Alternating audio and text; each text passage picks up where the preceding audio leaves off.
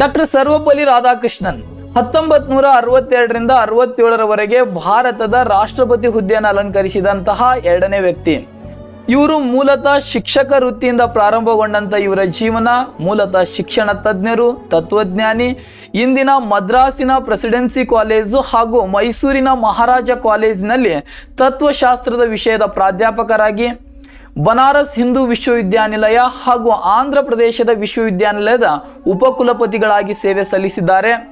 ಇದರ ಜೊತೆಗೆ ವಿಶ್ವಸಂಸ್ಥೆಯ ಬೌದ್ಧಿಕ ಹಕ್ಕುಗಳ ಸಮಿತಿಯ ಸದಸ್ಯರಾಗಿ ಹಾಗೂ ಯುನೆಸ್ಕೋದ ಕಾರ್ಯಕಾರಿ ಮಂಡಳಿಯ ಭಾರತದ ಪ್ರತಿನಿಧಿಗಳಾಗಿ, ಸೋವಿಯತ್ ಯೂನಿಯನದ ರಾಯಭಾರಿಯಾಗಿ, UGC ಚೇರ್ಮನ್ ಆಗಿ, ದಕ್ಷಿಣ ಭಾರತದಿಂದ ರಾಷ್ಟ್ರಪತಿ ಹಾಗೂ ಉಪರಾಷ್ಟ್ರಪತಿ ಹುದ್ದೆಯನ್ನು ಅಲಂಕರಿಸಿದ ಮೊಟ್ಟ ಮೊದಲ ವ್ಯಕ್ತಿ ಈ ಸರ್ವಪಲ್ಲಿ ರಾಧಾಕೃಷ್ಣನ್ ಅವರು.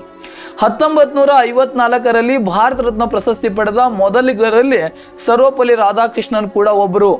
ಇವರು ಬರೆದಂತಹ ಪುಸ್ತಕಗಳು ಅತಿ ಹೆಚ್ಚು ಪ್ರಾಮುಖ್ಯತೆಯನ್ನು ಪಡೆದಿದ್ದಾವೆ. The principles of Rabindranath Tagore, on ideologist view of life, the Hindu view of life, religious and society, the religious science and culture, eastern religions and western thoughts ಅಂತಕ್ಕಂಥದ್ದು. ಈ ಸರ್ವಪಲ್ಲಿ ರಾಧಾಕೃಷ್ಣನ್ ಅವರ ಜನ್ಮದಿನವನ್ನ ರಾಷ್ಟ್ರೀಯ ಶಿಕ್ಷಕರ ದಿನ ಅಂತ ಆಚರಣೆ ಮಾಡಲಾಗ್ತಾ ಇದೆ.